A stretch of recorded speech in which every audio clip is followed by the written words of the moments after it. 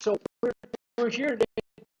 It's September the 5th of 2013, and I'm in the offices at 407 South Dearborn, and our topic today for all of you people on YouTube is to help inform you and educate you about the human cost of the suspension of a man's law license without him being permitted an opportunity to argue his case and to get an identification of what constitutes the factual predicates for the suspension and the application of whatever legal principles were allegedly applied in the suspension of the law license. The law license in regard to which we're speaking is that of Mr. Loaabbale. Mr.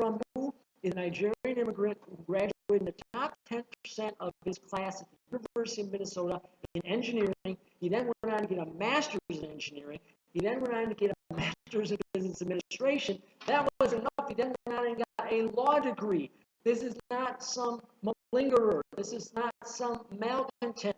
This is not some individual who's trying to get something from nothing. This is one of the immigrants, one of the not just immigrants, one of the citizens that America can least afford to lose.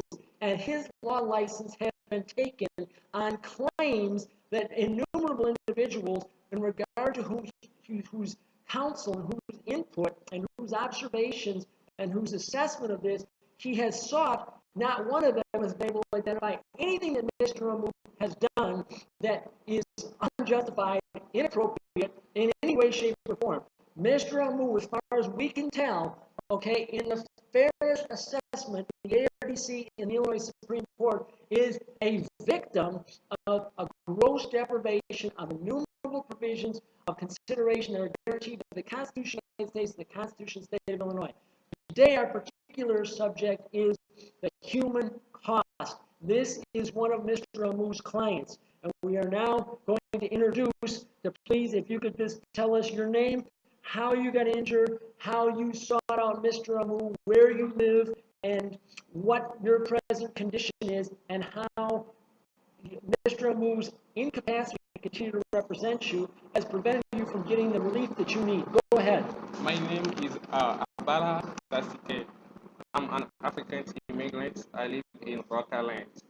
I used to work at Tyson Foods in Jocelyn Plains.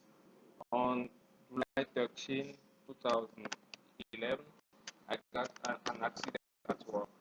The machine I used broke and fell off my hand. Since that time, I'm not able to use my right hand. And all the treatment that the doctors have recommended, the company denies the doctor treatment. Then the company fired me. They don't give me my rights. Okay. I found a lawyer that is representing me, and more like 1 month ago, the lawyer told me that they took his license. And who is that lawyer? Mr. Lawyer Larry Emu. From Chicago, Illinois. From Chicago, Illinois. And you're on the Rock Island area, which is about 180 miles west of Chicago. I live in Rock Island. It's like 3 hours of driving. West of Chicago. Yes. And you couldn't find any attorney out in that neck of the woods to represent you? Yes, I couldn't find any attorney that could represent me over there. So Mr. Loaabbale has been commuting out there? Yes. And now, since Mr. Loabale's law license has been suspended, you're without representation? Yeah, I'm without representation. And now you also are without representation without any source of employment. And so what we're saying here is that this is the human cost.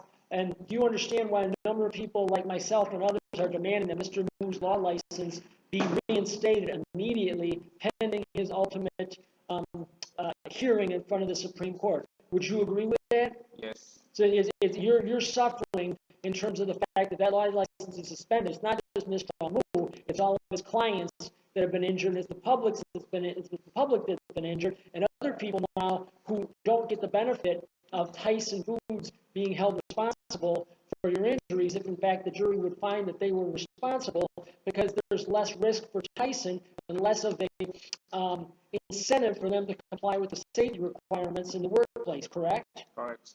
All right, very good. Thank you very much. Yeah. And we're praying and we're fighting and we're asking you people out there on YouTube who see this video to, hey, there should be a hue and cry about this, okay? If Mr. Amuka has law license suspended on these terms, then who's safe at this point?